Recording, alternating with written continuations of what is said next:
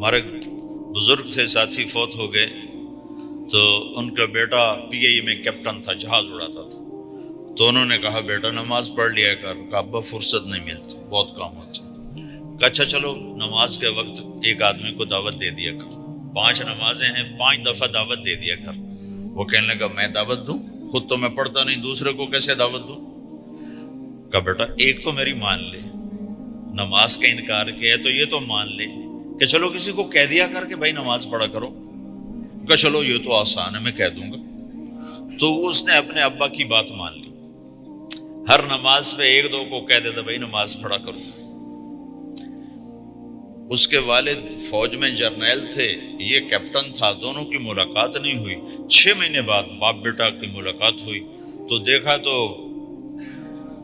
کپتان صاحب کی داڑھی بھی اور ماتھے پہ محراب بھی. میں نے کہا بیٹا یہ کیا ہوا؟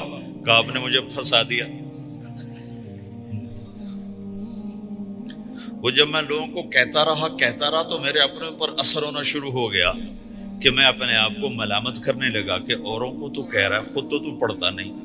کہ اس نے مجھے کھڑا کیا اور میں نماز پہ آیا. پھر ایک دن شیو کرنے لگا، شیشے میں کھڑا دیکھ رہا تھا تو میں نے کہا جب اللہ کو سجدہ کر رہا ہوں تو چہرے پہ نبی کی سنت بھی ہونی چاہیے. تو میں نے سیفٹی بھی پھینک دی، میں داڑھی بھی رکھ لی. تو تبلیغ کا کام کرتے رہنا، ہم فرشتے نہیں بن سکتے.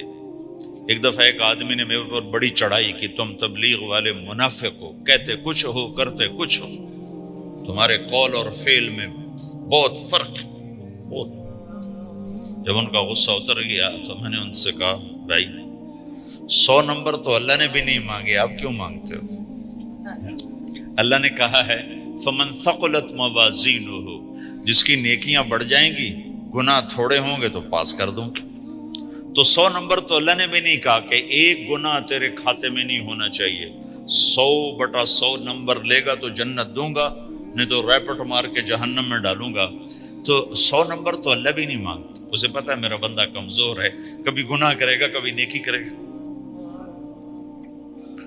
تو وہ کہتا ہے جس کے پاس 51 نیکیاں ہوئیں اور 50 گناہ ہوئے تولوں گا تو 51 جھک جائیں گے نا، 50 معاف. مثال دے رہا ہوں. ہمارے علاقے میں ایک زمیندار تھے، وہ ذکر بھی بہت کرتے تھے، گالیاں بھی بہت دیتے. ادھر سبحان اللہ تیرے فلانے، الحمدللہ کے ساتھ ایک پھکڑ تولتے تھے. ساری زندگی وہ ایسا ہی کرتے رہے. جب وہ فوت ہو گئے تو کسی نے ان کو دیکھا تو انہوں نے پوچھا کہ میاں صاحب آپ کے ساتھ کیا ہوا؟ آپ تو گالیاں بہت دیتے تھے. خود ہی انہیں پوچھ رہا ہے آپ تو گالیاں بہت دیتے تھے، تو آپ کے ساتھ کیا ہوا؟ کہ اللہ تعالیٰ نے میرے ذکر اور میری گالیوں کو تولا تو میرا ذکر بڑھ گیا تو میری بخشش ہو گئی. اللہ نے بھی کاؤنٹنگ رکھی ہے، پرفیکشن مانگی ہی نہیں. اگر اللہ پرفیکشن مانگتا تو پھر آپ کہتے تم کرتے کچھ ہو کہتے کچھ ہو.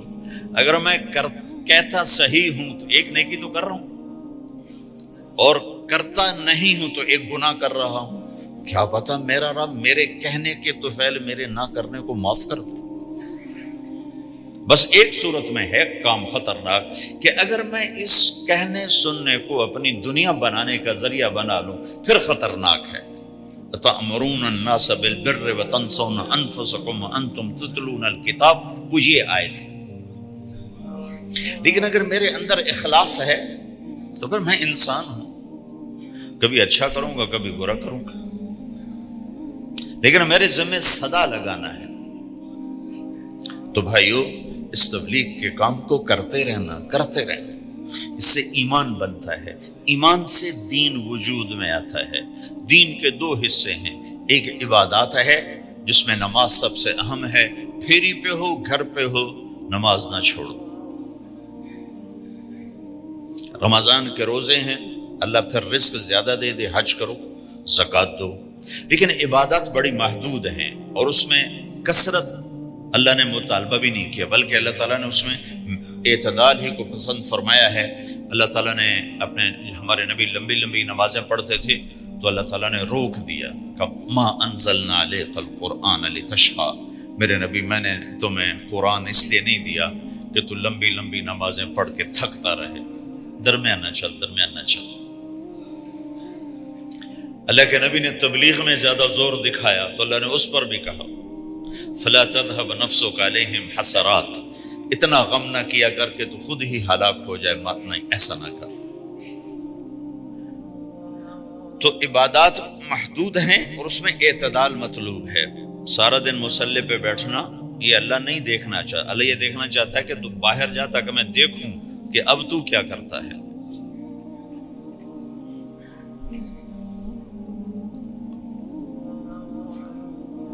دوسرا حصہ اس کا اخلاقیات ہے، آپس کی معاشرت ہے۔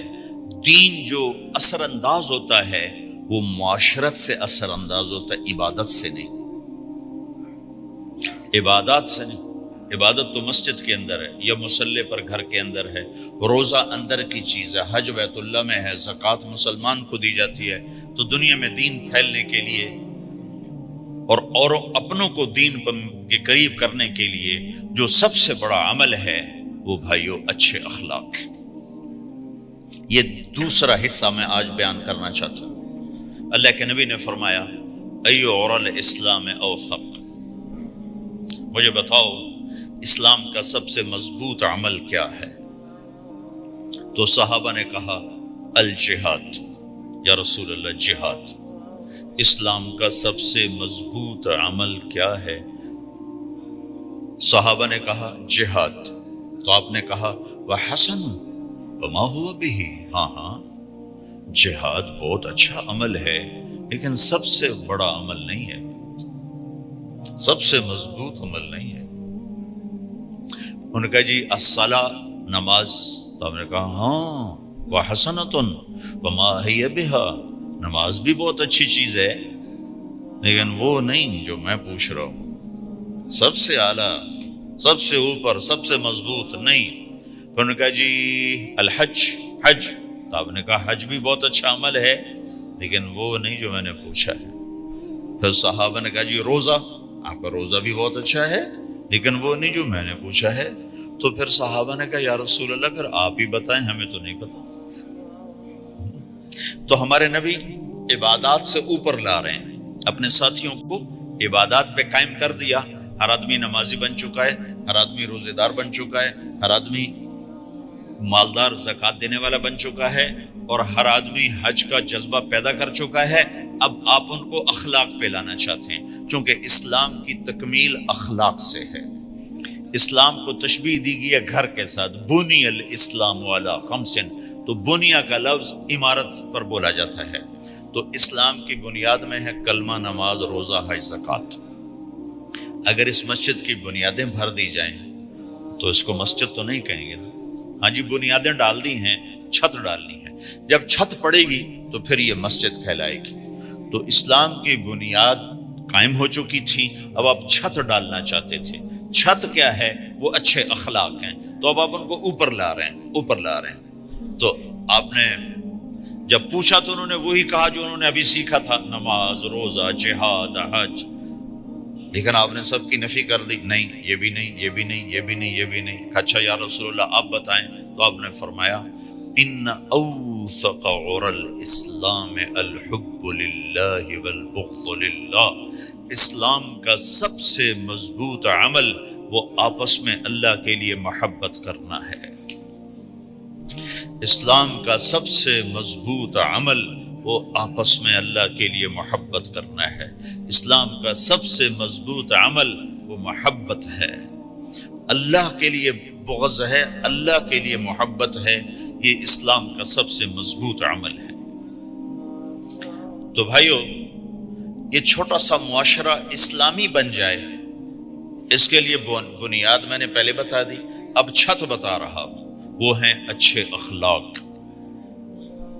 اللہ تعالیٰ نے جب ہمارے نبی نے نماز لمبی پڑھی تو اللہ نے کہا درمیانی پڑھو، میں نے ابھی بتایا۔ تبلیغ میں دکھ زیادہ جھیلا تو اللہ نے کہا درمیانہ چلو، لیکن جب اللہ کے نبی نے اخلاق بلند کیے، اخلاق،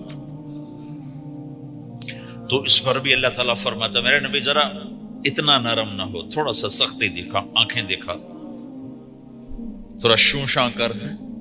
تو میرے رب نے کیا کہا؟ واہ، میرے رب نے آپ کے اخلاق کی جیسی تعریف کی ہے، آپ کے کسی عمل کی ایسی تعریف نہیں کی۔ نماز کو کہا معتدل، اعتدال، دعوت کو کہا اعتدال، اور اخلاق کو کیا کہا؟ انک لعلی خلق عظیم۔ اور اس کو طاقت پہنچائی قسم اٹھا کے، نون، پھر قسم اٹھائی قلم کی جو علم کا ذریعہ ہے، والقلم وما یسطرون، مجھے قسم ہے قلم اور اس کی تحریر کی، ما انت بنعمت ربک بمجنون وان لک لاجرا غیر ممنون۔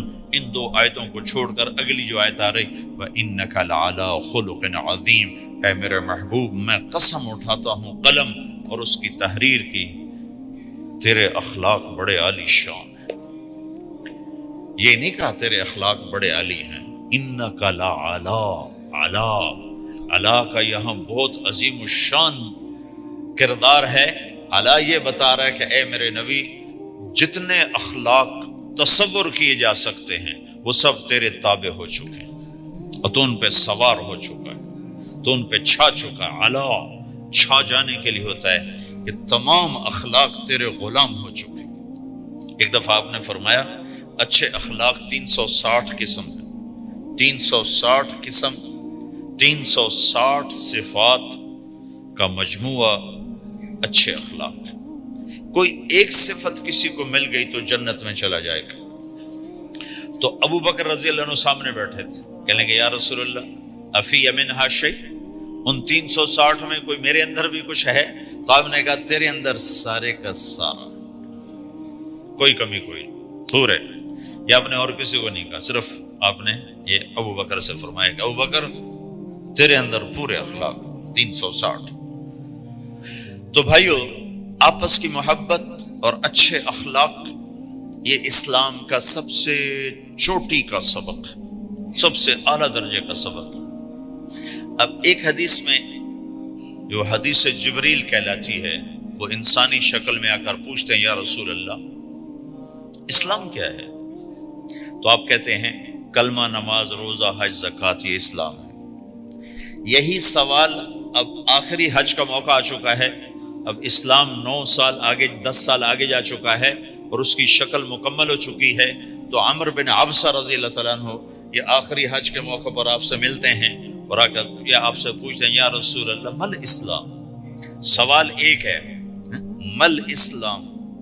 شروع میں مدینے کے داخلے کے شروع میں جبریل انسانی شکل میں آتے ہیں اور کہتے ہیں مل اسلام، اسلام کیا ہے؟ تو آپ کہتے ہیں کلمہ، نماز، روزہ، حج، زکوٰۃ۔ اب یہی سوال 10 سال کے بعد یا 9 سال کے بعد عمر بن عبسہ کہتے ہیں یا رسول اللہ مل اسلام، اسلام کیا ہے؟ تو اب جواب سنو، آپ نے فرمایا اطعام الطعام وطیب الکلام، میٹھا بول بولنا اور کھانا کھلانا۔ کسی سے میٹھا بول بولنا کتنا عظیم ہے میرے نبی کی، میرے اللہ کی بارگاہ میں، کہ آپ نے فرمایا ابتسامک فی وجہ اخیک صدقہ، تو اگر کسی مسلمان کو ہنس کے مل لے تو یہ بھی تیرے لیے صدقے کا ثواب ہے، صدقہ لکھا جائے گا۔ جبریل کہتے ہیں یا رسول اللہ مل ایمان، ایمان کیا ہے؟ تو آپ فرماتے ہیں اللہ کو ماننا، فرشتوں کو ماننا، نبیوں کو ماننا، کتابوں کو ماننا، تقدیر کو ماننا، موت کے بعد کی زندگی کا اقرار کرنا۔ ان تؤمن باللہ وملائکتہ وکتبہ ورسلہ وبالبعث بعد الموت، یہ ہے ابتدائی جواب۔ اب یہی سوال عمر بن عبسہ کرتے ہیں 9 سال کے بعد، یا رسول اللہ مل ایمان، ایمان کیا ہے؟ تو آپ نے فرمایا الصبر والسماحہ، صبر کرنا، معاف کرنا۔ سوال ایک ہے، جواب 2 ہیں، کیوں کہ جگہ اور نوعیت بدل چکی ہے۔ ابتدائے اسلام ہے تو عبادات بتائی جا رہی ہیں، انتہائی اسلام ہے تو اخلاق بتائے جا رہے ہیں کہ اے عمر ایمان کیا ہے؟ صبر کرنا، معاف کرنا، صبر کرنا، معاف کرنا۔ تو بھائیو، جو ہمارا معاشرہ بنے گا اسلامی، گھر میں باہر، وہ بنے گا اچھے اخلاق سے۔